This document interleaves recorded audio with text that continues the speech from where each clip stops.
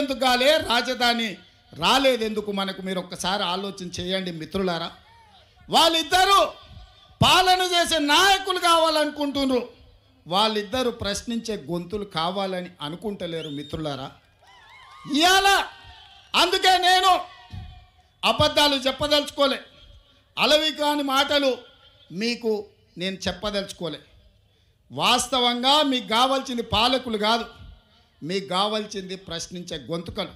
ఎందుకంటే ఈ ప్రాంతం సమస్యల మీద జాతీయ స్థాయిలో నిలదీసే వాళ్ళు, నిటారుగా కొట్లాడే వాళ్ళు కావాలి. వెన్నెముక లేని నాయకత్వం మీ సమస్యల్ని పరిష్కరించదు, నిటారుగా నిలబడి కొట్లాడే నాయకత్వం మీ సమస్యల్ని పరిష్కరిస్తారు. అందుకే మీరు ఒక్కసారి ఆలోచన చేయండి. 78లో మొదటిసారి వైఎస్ఆర్ గారు ఎమ్మెల్యేగా అయిన తర్వాత మొదటి రౌండ్లోనే మంత్రి అయిండు. ఎన్నిసార్లు అధికారం వచ్చినా వైఎస్ఆర్ గారికి అవకాశం రాకపోయినా ఈ 3 రంగుల జెండాను, ఈ కండువాను కప్పుకొని గాంధీ కుటుంబానికి అండగా నిలబడ్డాడు. ఎవరి దయా దాక్షిణ్యాలతో ఆయన అధికారంలోకి రాలే. ఆయన నడిచిండు, ఆయన రక్తాన్ని చెమటగా మార్చి ప్రాణహిత చేవెళ్ళ నుంచి ఇచ్చాపురం వరకు తన రక్తాన్ని దారబోసి కాంగ్రెస్ను అధికారంలోకి తెచ్చి ఆ తర్వాతనే ముఖ్యమంత్రి కుర్చీ ఎక్కిండు. మరి ఇయాల మిత్రులారా, షర్మిలమ్మ ఇక్కడేదో ఉందని అట్లా పోయి కుర్చీలో కూసుంటాను రాలే, అన్ని ఆలోచన చేసింది.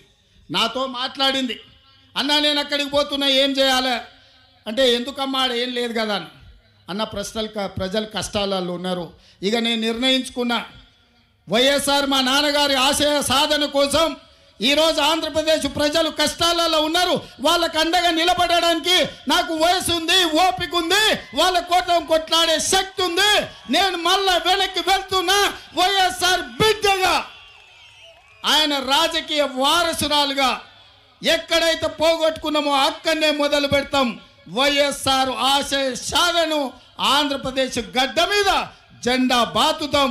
నేను కొట్లాడతా, నేను కాంగ్రెస్ పార్టీని నిలబెడతా, ఆంధ్రప్రదేశ్ హక్కులను సాధిస్తా అని వారు చెప్పినారు. వారికి తెలియదు అనుకుంటున్నారా ఈ ప్రాంతంలో ఎన్నికల్లో నెగ్గడం అంత ఆశామాసి కాదని? అచ్చోసిన ఆంబోతులాక వాళ్ళిద్దరు తలపడుతుంటే అది తెలియదని షర్మిలమ్మ రాలే. షర్మిలమ్మ ఆలోచన చేసింది, కఠోరమైన నిర్ణయం తీసుకున్నది. ఆంధ్రప్రదేశ్ ప్రజల పక్షాన నిలబడాలి, పోలవరం పూర్తి చేయాలి, అమరావతిలోనూ మీ క్యాపిటల్ సిటీని కట్టాలి, అదేవిధంగా విశాఖ ఉక్కును ఎవడో వచ్చి అప్పనంగా అమ్ముకుంటుంటే చూస్తూ ఊరుకుంటామా అని చెప్పి ఇవాళ ఇక్కడికి వచ్చింది. ఆనాడు లక్షలాది మంది రోడ్లెక్కి ప్రాణ త్యాగాలు చేసి 32 మంది ఆత్మ బలిదానాలతో విశాఖ ఉక్కు ఆంధ్రుల హక్కుగా ఈ సంస్థ ఏర్పడితే అదానీ అంబానీలకు, అదానీ గారి కోసం ప్రధాని గారు తెగ నమ్ముతుంటే వీళ్ళెవరు ప్రశ్నించే పరిస్థితి లేదు. అందుకే ఈరోజు కష్టాలైనా సరే, కష్టాలైనా కన్నీళ్ళైనా మంచైనా చెడైనా మీ మధ్యలో ఉండాలి, మీకు అండగా నిలబడాలి అన్న ఆలోచనతోని ఇవాళ షర్మిలమ్మ మీకోసం కొట్లాడుతుంది. రాజకీయ ప్రయోజనం ఆశించో అప్పనంగా అధికారం వస్తుందనో ఇవాళ షర్మిలమ్మ కొట్లాడతలేదు. కష్టమైనా సరే ఇప్పుడు ప్రశ్నించే గొంతుగా ఉండాలి, ప్రజల పక్షాన నిలబడాలి అని ఆంధ్రప్రదేశ్ ప్రజల కోసం అండగా నిలబడడానికి షర్మిలమ్మ వచ్చింది. ఇవాళ కొంతమంది మాట్లాడుతున్నారు, రాజశేఖర రెడ్డి గారికి షర్మిలమ్మకు ఎట్లా ఆయన వారసత్వాన్ని క్లెయిమ్ చేస్తుందని.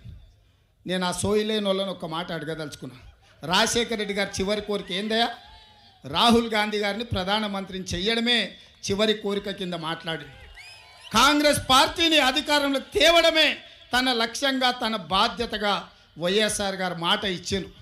ఆడ కేవీపీ రామచంద్రరావు గారు, రఘువీర్ అన్న ఉన్నాడు, ఆయనకు అత్యంత సన్నిహితులు. వారు చెప్పిందే రాహుల్ గాంధీ గారిని ప్రధానమంత్రిని చేయాలి, కాంగ్రెస్ పార్టీకి అత్యధికంగా సీట్లు తీసుకురావాలి. ఏ రోజు కూడా రాజశేఖర రెడ్డి గారు బీజేపీతో అంటగాగలే.